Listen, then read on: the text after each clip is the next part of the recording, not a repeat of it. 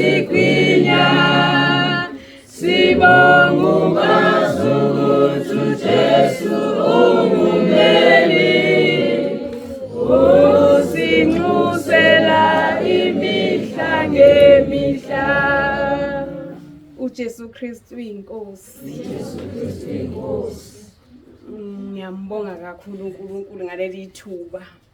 Bengisho njalo mase sezisihlasela igebengu ngisho njalo ngisho lo mhlabeli ngathi ngiyambonga ngizwe engiqinisa uNkulunkulu enginika amandla. Ngiyambonga kakhulu uNkulunkulu ngaleli thuba kangipha lona la namhlanje ukuthi ngibona abazalwane bephakathi kwethu ngijabule ngohlobo lwesimanga. Siyabonga kakhulu ukuthi bazalwane nifike nizoba kanye nathi kulomkhosi omkhulu wasekhaya ezulwini.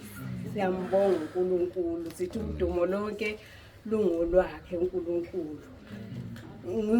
Ngumama Mwelase mina ngiwakhona la ekhaya.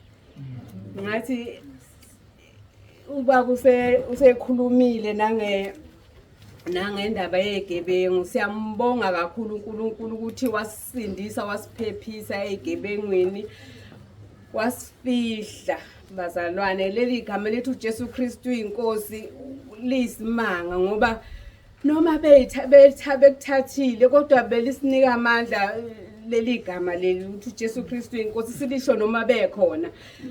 Sesikhuluma nabo sesixoxa nabo indaba besicela nama complex sathi hayi alapha ekitchen hayi sesixoxa nje nabo indaba ngaleli gama nje ukuthi labathambisa abangasilwisa kakhulu ukuthi kodwa khona beshintshe befuna imali kodwa ngathi nje ngiyambonga uNkulunkulu futhi ngiyamdumisa kakhulu ukuthi uyamangalisa uJesu KRISTU UYINKOSI. Uyasebenzela uyasinika amandla uyasiqinisa endleleni yethu noma singahlupheka okomzuzwana kodwa ngale sizombona uNkulunkulu uma senze kahle. Kuye kwavuka nje kulezi insuku izwi leli lamahubo 126 lapho uverse 3 ngikhumbula kahle ukuthi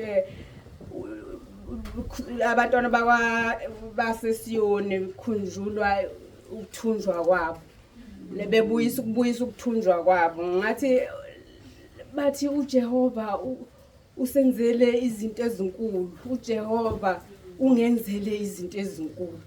Sajabula, ngiyajabula kakhulu bazalwane ukuthi nikhona. Ngiyabonga kakhulu, siyabonga kakhulu.